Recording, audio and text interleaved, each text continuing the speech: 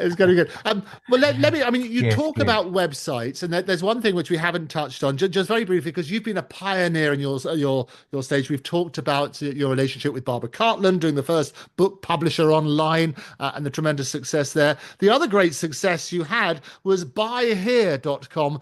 Just to finish with for today's episode, tell me about buyhere.com. What happened to it?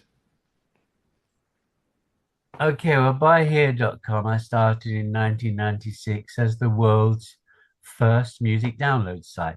And I had a big difficulty finding somebody that could program on a payment system onto a supply system. You know, the two systems are different. You can supply, but it has to be free. But until you decide you want somebody to pay for it, and then that was the difficulty. I had two or three different companies that just couldn't do it. So eventually, I found a South African company that came up with the payment system. And back then, it was a case of buying units and using the units to exchange for the music.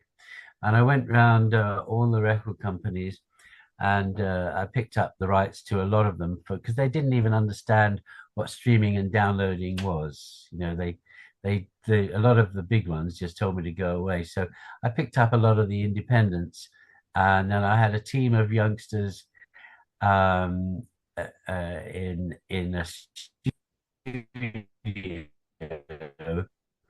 uh, di digitizing because most of the recordings were analog tree. And this was back in 96.